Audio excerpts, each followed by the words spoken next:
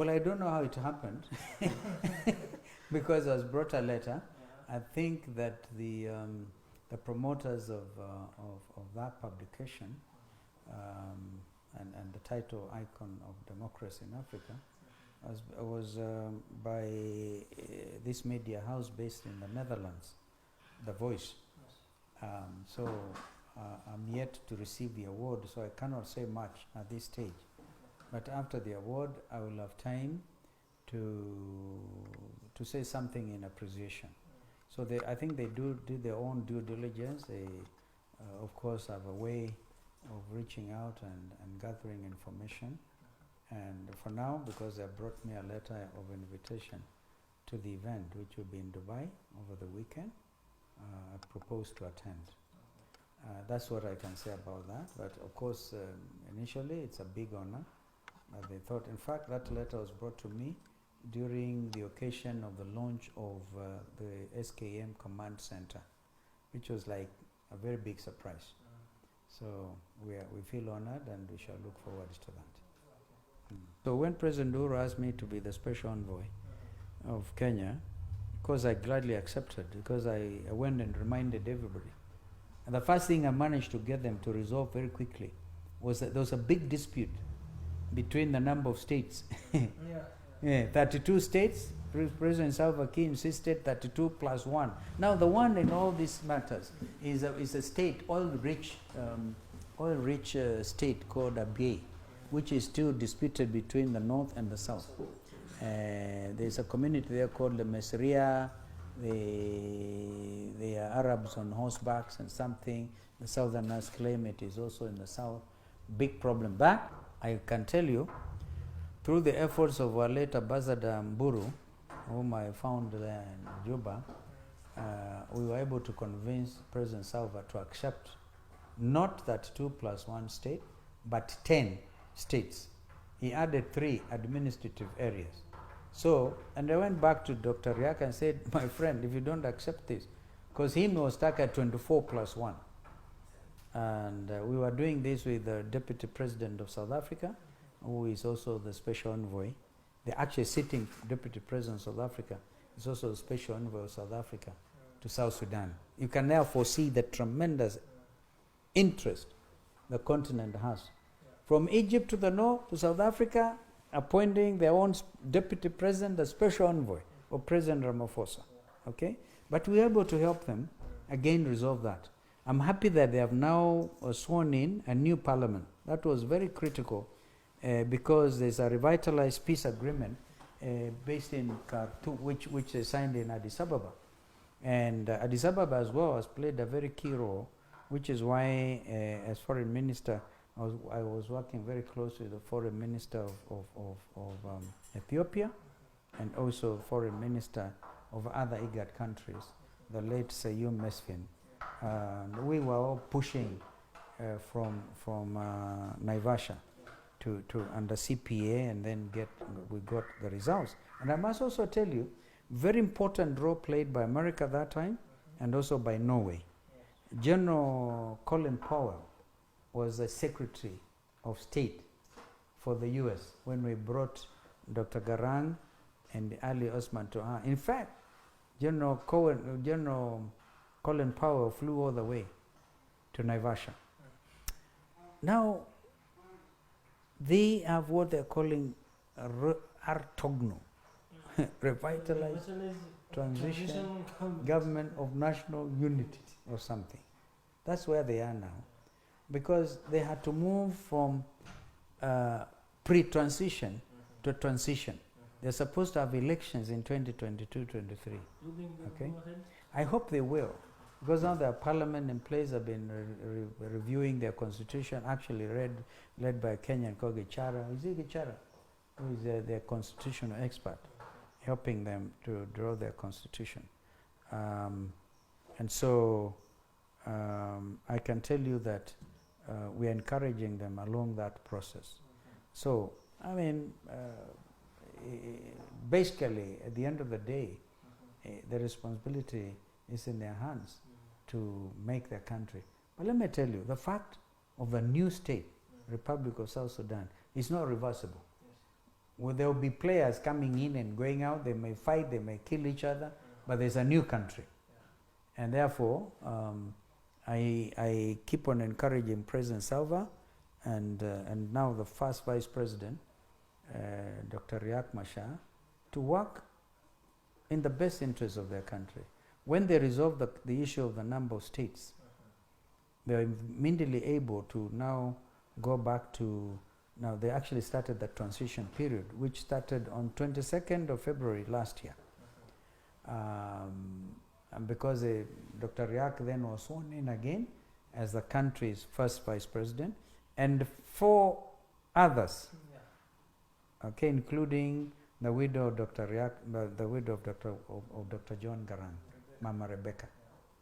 So that country is very close to my heart, and I keep on pushing.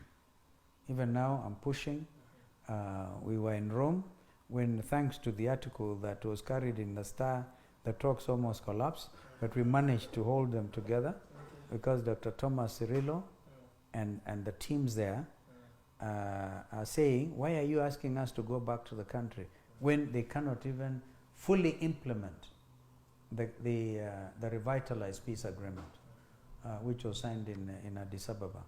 But we tell them also the outstanding issues we are dealing with is security arrangements, because you won't believe it, it's like one country, 2 armies.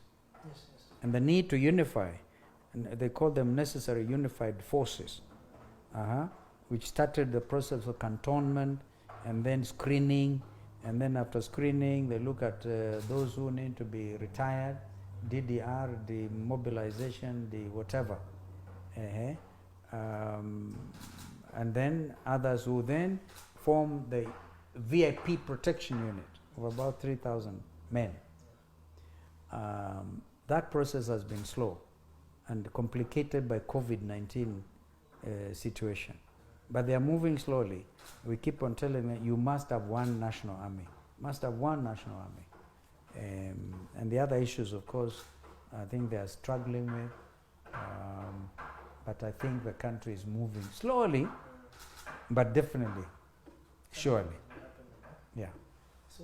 Your Excellency, sir, you have served your country in various capacities as political leader in government, both in the ruling and opposition leadership.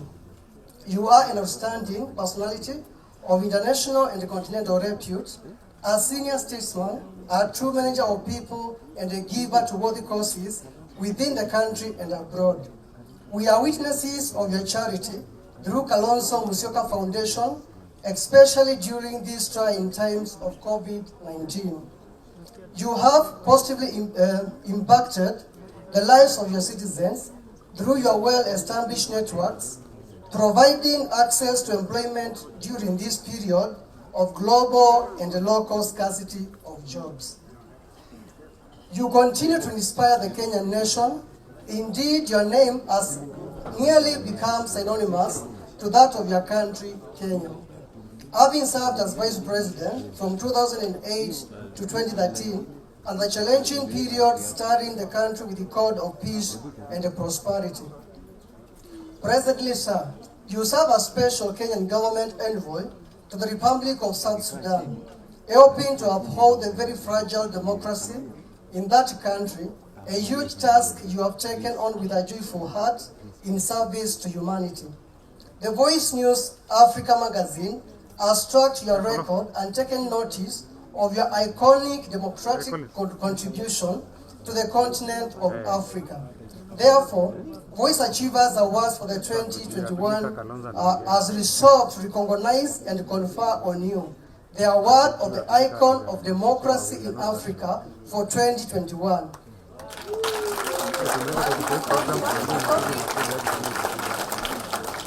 The Voice Achievers Award ceremony due September 19, 2021 in Dubai.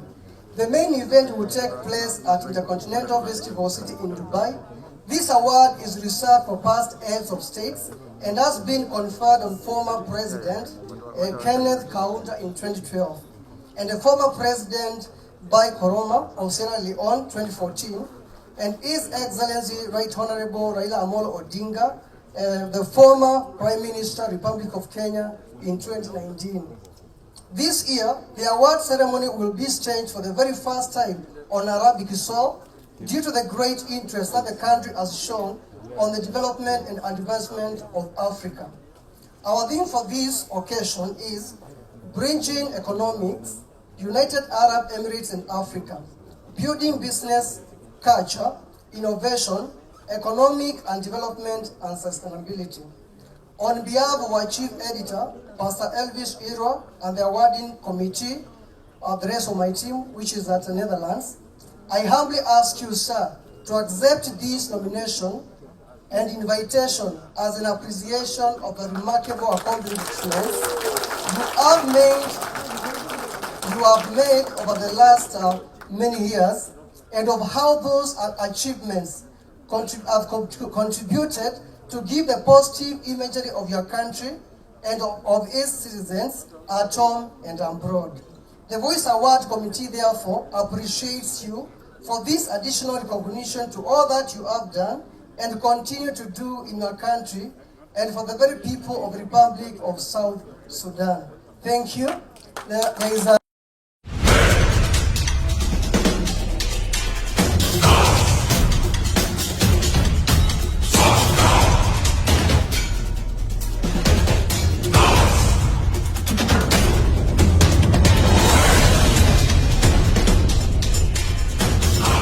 The vision of Dr. John Garang was that take the towns to the villages. Get the money out there. You know the greatest challenge to this wonderful nation is your infrastructure. And if you do not have those roads, for instance, as envoy to this country,